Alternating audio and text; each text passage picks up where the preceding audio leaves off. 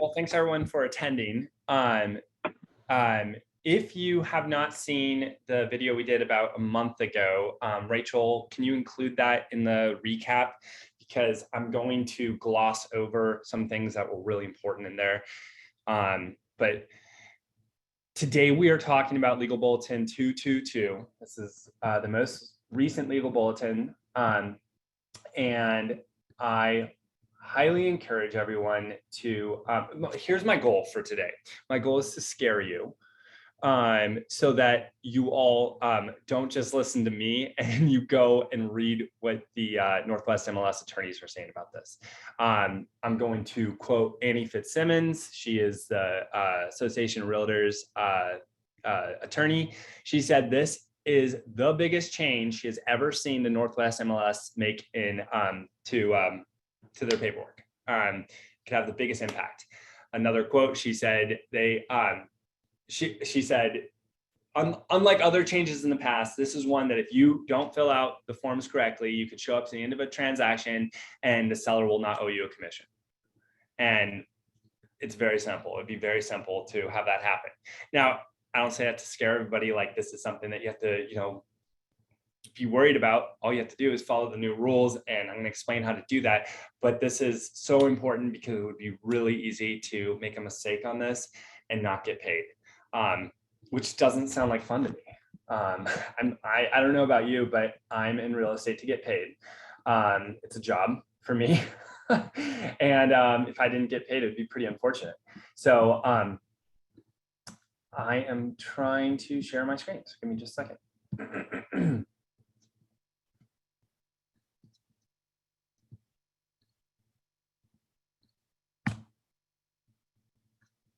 Okay, here we go. So Legal Bulletin 222, this came out on June 9th. Again, please, when we're done with this, before October 3rd, that's when these changes take effect. Please read this thoroughly. Also, the MLS is sending me, they have 2 more webinars coming up where they talk about this. I would encourage you to join one of those. I've already done one, and they're more than what I'm going to cover today.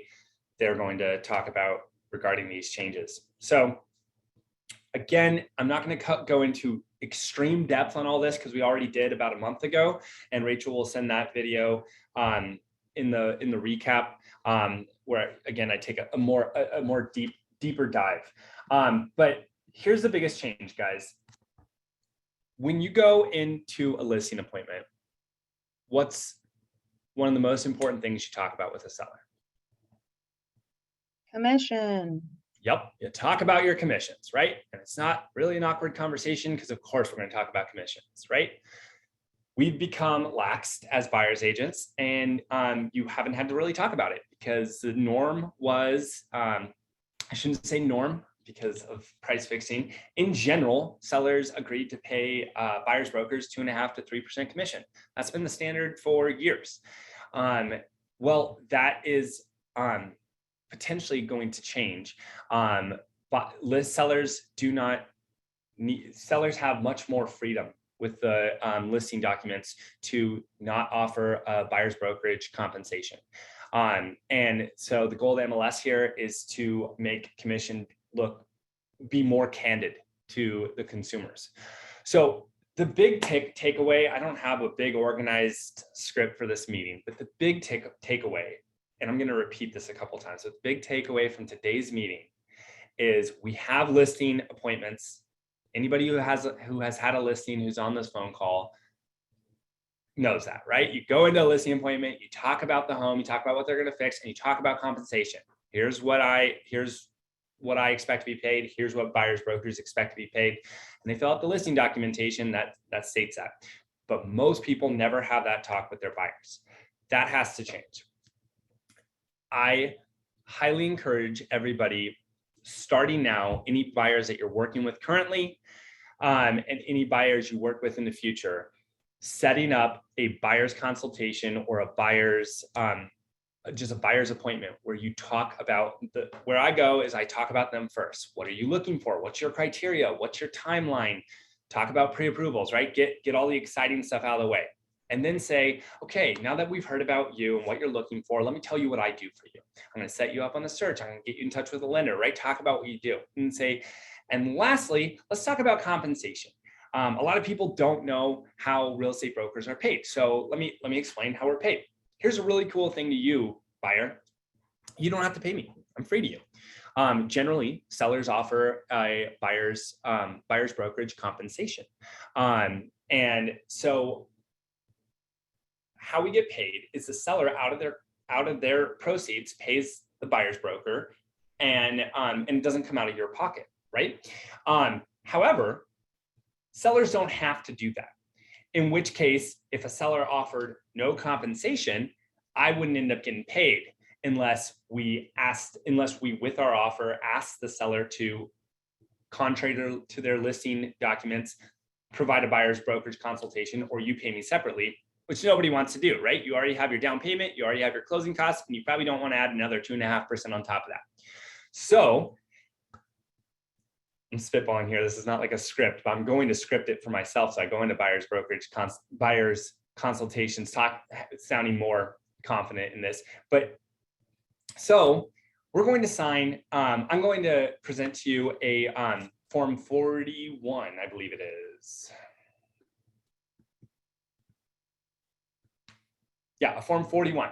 So I'm going to pause here, guys.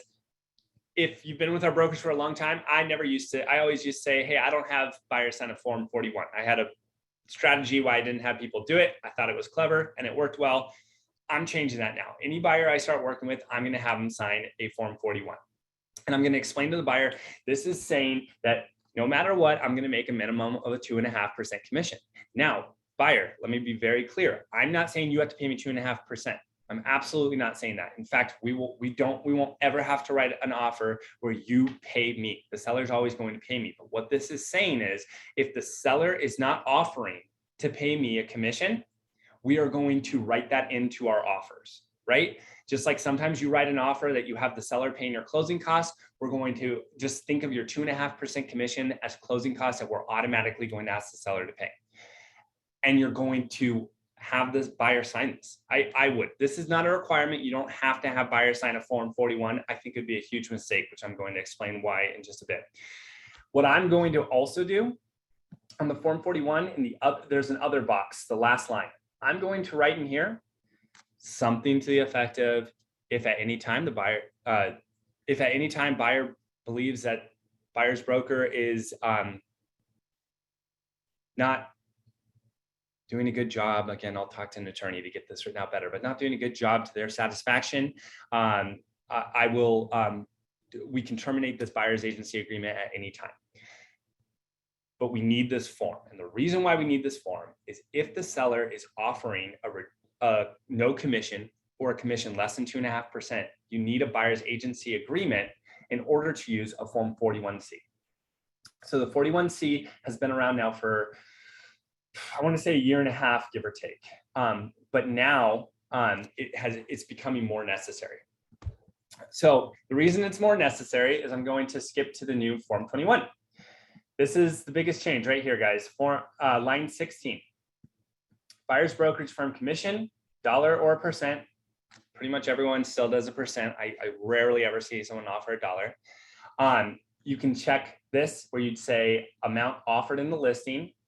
I think everyone knows this, but let's just pull up a listing so I can show you where you see this.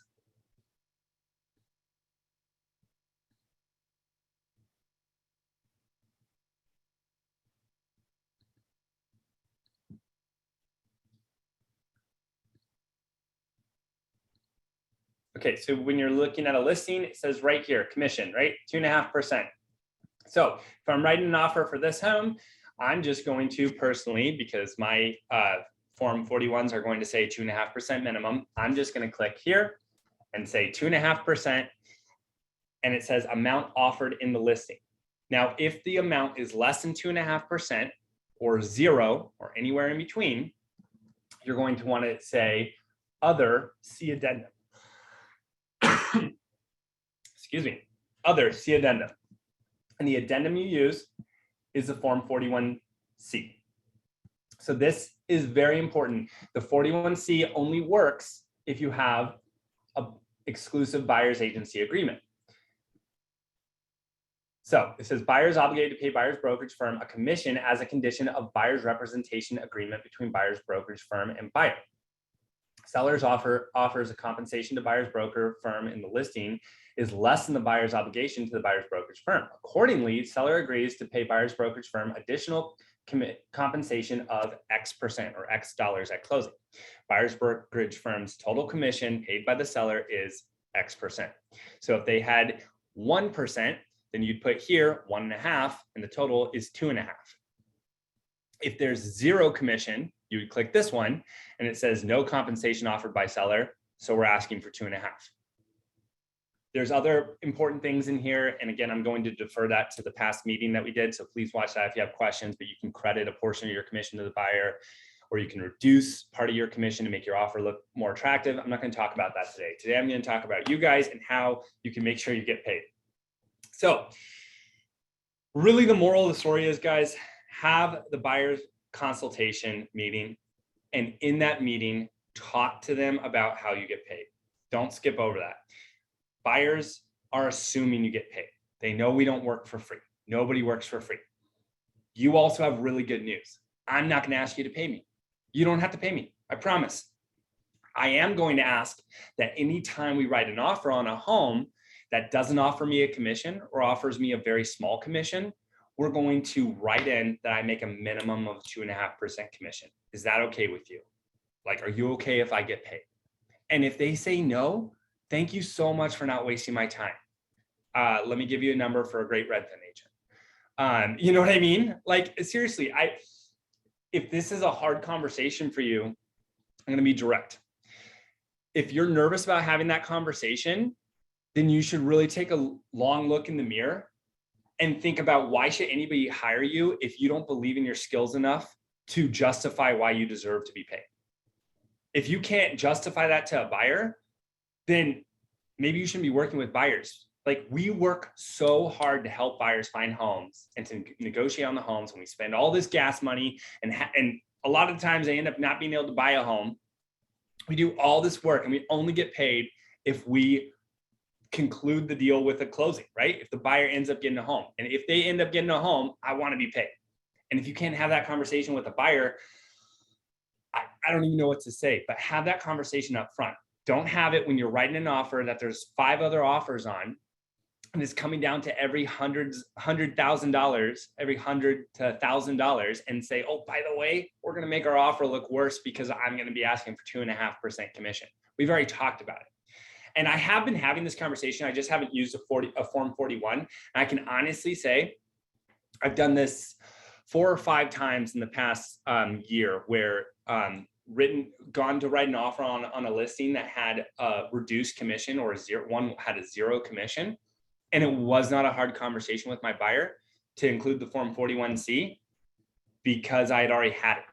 Hey, just so you know, like we talked about, this seller, they're not offering a commission, or they're offering 1%. So like we already talked about, we're going to use a Form 41C. Sound good? Cool. Right? And if you don't have a Form 41, then they could say, nah, screw you. And you have an obligation to still write the offer for them because you're representing them. So it's really, really important that you have to get this buyer's agency agreement signed. And then this is obvious, but a lot of times we fill out, I don't know about you guys, but I've gotten to the point where I can write an offer in 20 to 30 minutes, and it's quick, right? You can write them really quick. If you're going quick and you don't fill out for this line 16 correctly, that's what Annie Fitzsimmons was talking about when she said that she guaranteed in this video that there are going to be dozens of cases where buyer's agents are showing up to closing and they're like, hey, why am I not getting a commission? Because they didn't actually check the right box, which is really scary. I'm gonna drink some water.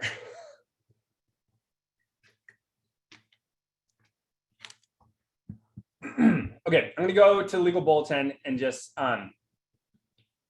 read a little bit here, and then share a couple videos with you guys. So the biggest changes: purchase sale agreement will now include the specific term, that's line 16 on the first page, to specify the compensation. So again, that's just something that you'll want to double check every time we're looking at a listing, you go in, you double check, hey, what appliances are included? And you talk to the buyer, hey, just so you know, washer and dryer aren't included on this one. You're also going to be looking right here very, very carefully. And you're going to make sure that you are checking the box accordingly, whether if they are offering a fair compensation according to your Form 41. That's the big one. 41C will have options related to the buyer's brokerage commission. Again, that was like you can credit a portion of your commission to the buyer or to the seller. The buyer's representation agreement will be revised to include alternatives for buyers and their broker for compensation that depends on the compensation offered by the seller. So you can have a 41C that says the 41C has more options where you can say up to a certain amount, but no less than a certain amount. So they have more options there. Okay, so that's pretty much the gist of the buyer side. I'm going to repeat it one more time. Have the buyer's consultation and talk to them about your commission. If you're not going to get a 41 signed, I think that's a mistake, but at least recap in an email. Hey, as we discussed, some sellers won't offer a compensation. If so, we're going to use a 41C. But guys, I don't see any reason why you wouldn't have a Form 41 signed. It just doesn't make any sense. And again, I'm going to be doing this. Where is it? Okay, I lost it. I'm going to be putting in the other box on the Form 41 stating that you can fire me anytime. I might even use that word. You can fire me at any time if you feel like I'm not doing a good job. The purpose of this is so that if you think I'm doing a good job, we can demand a 2.5% commission. That's why we're using a Form 41. If you want to fire me, you can always fire me. But if I'm doing a good job, I'm going to make a minimum 2.5% commission. Okay, so that's the key. And then again, on the Form 21, make sure you're double checking line 16. You're double checking on Matrix what the commission is that they are offering, and you're filling that out correctly. Because there's nothing I can do if you don't fill that out correctly and the seller didn't offer a commission to you. And it comes to closing, you say, Isaac, how do I get paid? We're 5 days from closing. I'm going to say, sorry, that sucks, right? Okay.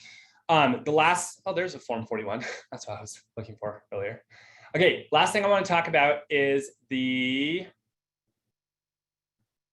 1A. So big changes to the 1A. I actually love these changes because it also makes our conversations with sellers a little more clear. Early on, I had a few listings where I didn't really explain the 1A well. I just talk to them about, hey, I get paid 2.5% commission. Does that work? And they're like, yeah, that's great. And then gets close to closing. They're like, hey, what's this? It's saying that I'm paying your commission and the buyer's brokerage commission. I'm like, well, I explained that. And they didn't really get it. So this is going to make it really hard for them not to understand that portion of it. So section 4, it says a listing firm compensation is a % or a dollar amount. And the buyer's brokerage is a % or a dollar amount. And it's just very clear. You explain it very straightforward. And again, I'm going to have these, I'm sure it's going to be a little harder with sellers now because you're going to be having these conversations up front where you're going to be saying, hey, so you're going to pay me 2.5 and you're going to pay the buyer's broker 2.5. And they're going to say, why am I paying the buyer's broker? And the way I've explained it to sellers, you guys can come up with however you want to talk about it. But the way I've explained it is, this is how most business works. Do you have a financial advisor? Do you pay your financial advisor? No, you don't. The financial advisor talks to you and they find out what index fund or mutual fund you want to invest in based off of their advice. And then they invest your money into that account and you don't pay them. The mutual fund pays them a % because they brought the investor to the mutual fund. So they pay the financial advisor, right? Same thing.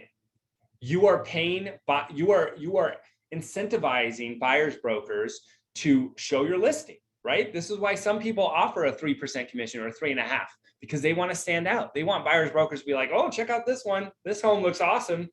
You know, you're trying to incentivize it. You're offering a great commission. You don't have to, but if you don't offer a commission, there's a good chance buyers brokers aren't going to show your home. They're going to be like, I don't want to show your home because you're not offering me anything to show your home. So I think this is a really good change because it's far more candid and it gives that conversation up front. So you're not having to have an awkward conversation later. There's some other important new boxes where you can offer like a reduced commission if you're going to be a dual agent. I will just give you my 2 cents on that. I wouldn't do that. If you can think about this, I represent a seller, and I have another buyer looking for a home, and that buyer says, hey, Isaac, I see your new listing. I want to write an offer on it. I don't want to offer a reduced commission just because my buyer's buying the home from you, Mr. Seller. Like I'm going to make 2.5% commission with that buyer on any other home. So I would expect to make that on you. With that said, you can say, hey, if it's a dual agency, I'm going to offer less. I know Craig has always done that. He always reduces the buyer's office commission by 0.5%. Just as I think if Craig were here, he would say he just does it to kind of stand out. You know, it's just a little offer that he has. So that's something that you can do right here in section 4BI. And then I love this section 4AI. This is saying if a buyer comes, kind of like a for sale by owner buyer, but not for sale, a buyer by self. I don't know if there's a word for it yet. There probably will be. If they come and they say, hey, I don't have an agent. I just want to write an offer on this home. I don't know if you've ever had this happen, but I have. And I've gone to, and I said to the buyer, okay, perfect. Would you like me to represent you? And he says, no, I'm good. I can represent myself. And I say, okay, well, write an offer. And they say, well, how do I write an offer? And it's really frustrating because they don't want you to represent them because you're already representing the seller or because they're cheap or whatever. And yet they want you to do a lot of the work. Well, in this case, I would like to get paid a little bit, but if I'm not representing you as a buyer, I don't need to get paid the full 2.5% commission. So this is another conversation I'm going to start having with sellers where I say, hey, if a buyer comes, they don't have a broker, and they just want to represent themselves, that's great. I'll represent you, seller, and I will, try and negotiate the heck out of this and get in, make the buyer regret not getting an agent. But if the buyer is unrepresented and needs my help with the offer documentation and needs me to send them the addendums and so on, I'm still going to make 1% or 0.5% or 1.5%. So that's what this section is right here. And I love that they added that because again, the one time that happened to me, I still just made 2.5% and I did not double the work, but man, it felt like it. It was a lot of work. I mean, the buyer was so ignorant, did not know what they were doing. I had to send them all the forms and then they didn't know how to fill them out. And so I had to coach them through it. It was annoying. So that's what that section is for. That's honestly about it, guys. I was going to play a video by Annie Fitzsimmons where she talks about this, but I think I'm just going to cut the meeting short. Well, I'm actually going to open this up for questions and kind of discussion. But before I do that, I'm going to include the legal bulletin and the recap, and then also some YouTube videos that Annie Fitzsimmons put on that are really helpful. They talk about how to talk to your buyers, how to talk to your sellers, how to navigate these changes. And I just really encourage you guys to watch that. But yeah, any questions? Does anybody have any questions or any comments, any thoughts? I'd love for these meetings to be more of a round table. Is anyone concerned about having these conversations with buyers? Yeah, let's talk. Aisha did have a question. If you could, after you talked to Steph about what to write in that other line on the Form 41, if you could kind of send that out as like an example for other agents so like they know what to write. Absolutely. Yeah. Thanks for saying that, Aisha. So yeah, let me explain my reasoning for that. So back in the past, if you've been with our brokerage for a while, been at other Tech Tuesdays, you may have heard me say, I don't make people sign a Form 41. The reason I said that was I would say, I went into buyer consultations and I would say, hey, towards the end, I would talk about how I get paid. And I'd say, now, I don't make you sign a buyer's agency agreement. The reason I do that is because I'm confident that you're not going to fire me. I'm confident that I am the best broker for you. And most buyers brokers are going to make you sign a Form 41 because they're nervous that, you know, you're not going to like them and then you're going to fire them, but you can't because now you have a Form 41. I don't make you sign one because if I'm not doing a good job, you can fire me at any time. That was kind of my script, right? And it worked really well. I would see buyers who were interviewing other agents and they'd start nodding. They were like, wow, that's cool. Yeah, the other agents did say I have to sign a buyer's agency agreement. So that's why I did that. So I like that strategy and I don't want to just get rid of that. So the reason I'm going to say in the other box something to the effect of you can fire me at any time if you don't feel like I'm doing a good job is because I can still use that. I can say, hey, we need a Form 41 now due to some changes with MLS. We've already talked about compensation. That is the purpose of the Form 41. With that said, you'll see here, I've written in that you can fire me at any time and go work with any other agent. That's why I'm doing that. With that said, there's a lot of agents in our office who are who never offer that. And that's great. Like, I'm not saying that's the right way to do it. It's just the way I've done it. Because I feel like it resonates with the buyer. It almost feels like a guarantee. So that's just a strategy I've used, but that's totally up to you guys. And yes, Aisha, I will send over that verbiage. Can that be added to clauses in the transaction desk for the whole office? Absolutely. Okay. Spoken like a true TC. Way to go, Sarah. Thanks. Any other questions? Has anybody had to have hard conversations with buyers? I mean, the forms are changing, but it's been for the past year or so that I've started seeing 2% or 1.5% buyer's office commission. Has anybody had these conversations with buyers and had negative stories or positive stories that have worked well, or anything anybody want to share? That's okay. I like the sound of my own voice, so I'll just keep talking. No, I'm just kidding. But I know I already said it, but I will say I've had this happen quite a few times. My best success story, that's kind of cool, just to kind of tell you that it's not as scary of a conversation as you might think. I had my biggest sale I've ever had last month, and this home was listed at $1,125,000. Buyers saw it. They were approved up to $1,050,000.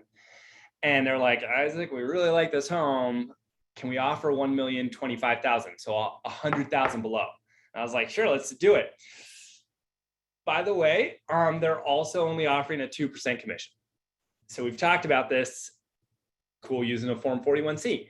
And they're like, yeah, let's do it. They didn't even hesitate. And I said, so that's obviously going to make our offer look even worse than $100,000 less than list price. Anyways, we got it $90,000 less than list price. We got it at $1,035,000. The listing broker called me when she saw our offer. She said, it was so funny. She was like, so not only did you offer $100,000 less than list price, but you also wanted to pay more commission? And I said, no, I just want to pay the standard, commission. Most people offer 2.5. So that's what everybody else is offering. So that's why I was asking for. And she was like, oh, you're offering really low. I mean, this is 100,000 plus an extra 0.5%. And I said, well, it's not really an extra 0.5%. It's really just the norm. It's pretty standard.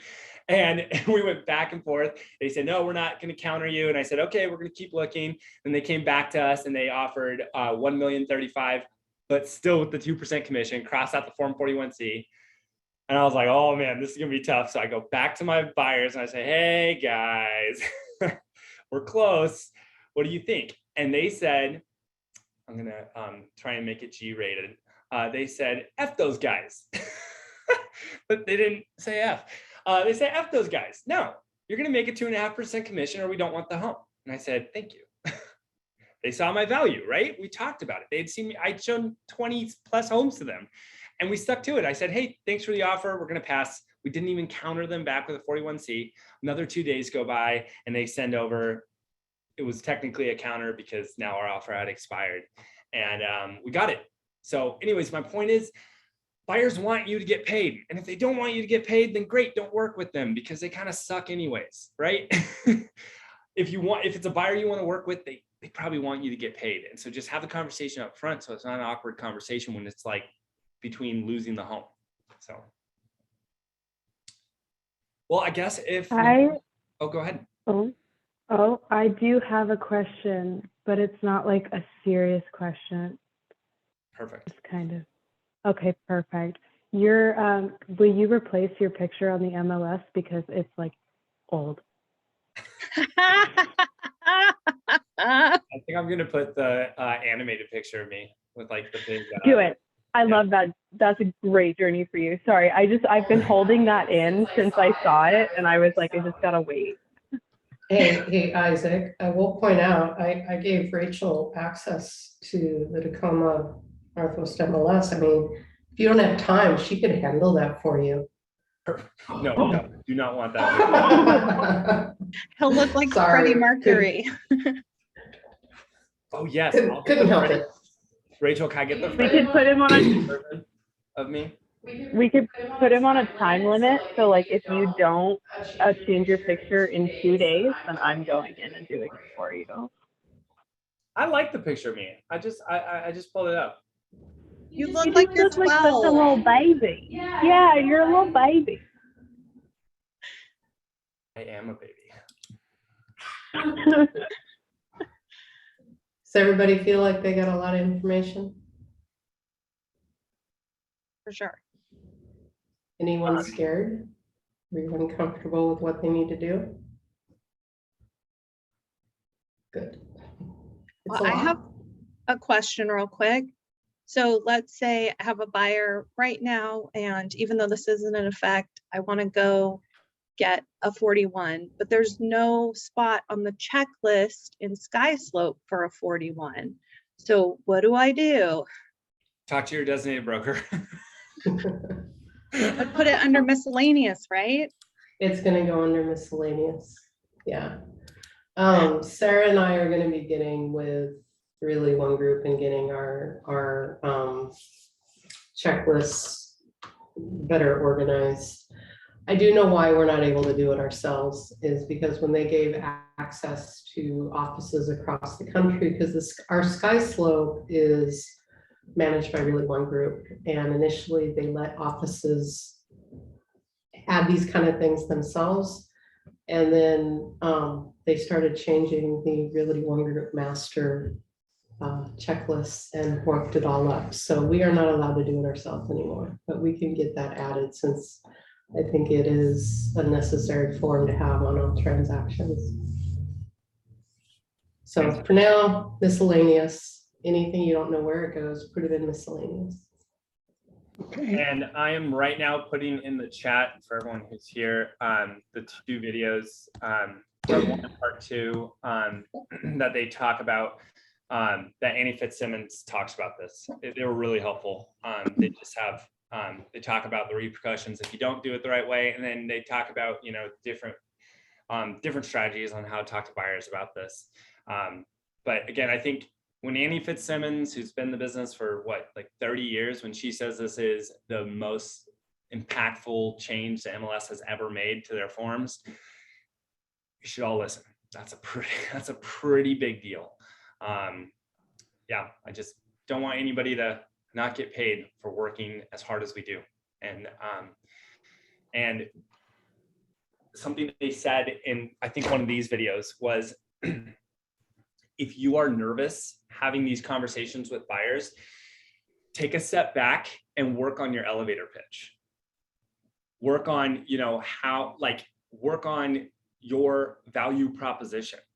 Why are you different from other real estate agents? Not necessarily better, not necessarily the best, but you're better than a lot, right? And you're probably the best for a lot of buyers you speak with. They're already talking to you, but you need to be confident in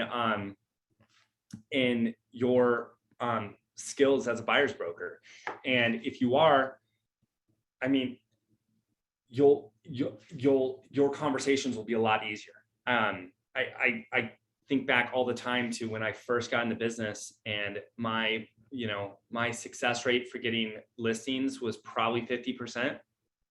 That's pretty bad. It was probably 50%. I was probably going into listing appointments and getting half of them. And now, not bragging at all, I'm just saying now it's probably 90. And it's because I go into a listing appointment and I think, and I truly believe I'm the best listing broker for them. They're not going to do any better than me. And that confidence shows, man. I mean, if you've ever bought anything from a salesman or woman, salesman's still an appropriate thing to say. I never know. Nowadays, I just never know. Anyways, Salesperson. If you've ever spoken with Yeah. a salesperson who's like, oh, hey, do you want to buy that? It's like, no, like, you don't even know. Like, so you got to just, confidence really matters. TJ, who's one of our top producers in our office, he told me early on when I first got into business that he played high school sports and college sports. He said he literally, before he goes to a listing appointment, turns on his pump up music in the car, and he'll be like jamming out and like words of affirmation, like, let's go. And I heard that, I was like, that's lame. And then I started doing it and it works. So if you ever like drive past me and I'm like, just like pumping my fist, it's probably because I'm going to a listing appointment and I'm just trying to pump myself up. So I know it sounds cheesy, but affirmations, that stuff works, guys. Is it really bad of me that now when I sell my house, I want to bring you in for an interview and go with a different agent?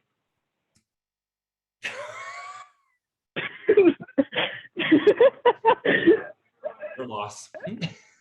Just back away. Just back away. Just back away. I'm sorry. I had to.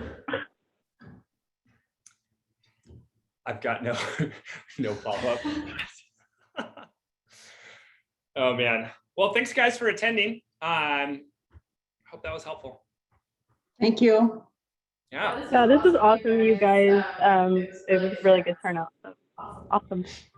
Oh, and next Tuesday, I've had a lot of people request this, and so finally setting this up, we're going to have we're going to do, instead of virtual Tech Tuesday, we're going to do Tech Tuesday in person here at the Tacoma office, and we're going to get a panel of some agents in our office who are really killing it. And I mean, a lot of us are, really scared about what's going on in the market. We're not sure how to have conversations with buyers and sellers about, hey, your home's worth less than it was 3 months ago, or hey, you used to be able to afford $500,000, now you can afford $400,000. Those aren't fun conversations. And frankly, people were calling me saying, Isaac, what do I say when a seller says this? And I give my opinion, but I'm just one agent, and I feel like collaboration is how we all get better. And so I haven't finalized who they're going to be, but I'm inviting some agents who are doing 2+ deals a month still in this crazy market. And they're going to kind of be the panel. And I'm going to ask them some questions, like some of those questions and more hard questions about what's going on in the market right now, and how are you answering these hard questions from buyers and sellers? And then it's going to be a round table as well, where people can ask questions. If somebody else has thoughts on how they've been successful dealing with certain problems and questions, they can talk about it. But yeah, I just feel like some good collaboration, and there will be pizza. So what more do you need to hear? I'll be putting out an email about it to remind everyone. And Yep. please RSVP. I was about to say that. Please RSVP so I know how much pizza to get. And if you have any dietary restrictions, let us know so we can get proper pizza and salad and such. So. All right. That little face. He's like so happy about it. Pizza's good. Pizza's good. Pizza's great. Yeah. Free food gets people to show up. Well, I'm excited. And by the way, I'm out from Thursday to Monday. So if I'm taking a while to get back to you, that's why. But everybody have a great, I was about to say weekend. We're not even close. No. Great week and then weekend. And I'll see you all hopefully on Tuesday. Yeah, and I'll see some of you guys tomorrow at Rev Up. Oh, that's right. Yeah, I will be here as well. All right. Thank All right, you. guys. Talk to you later. Bye. Have a good day, everybody. Bye, everybody.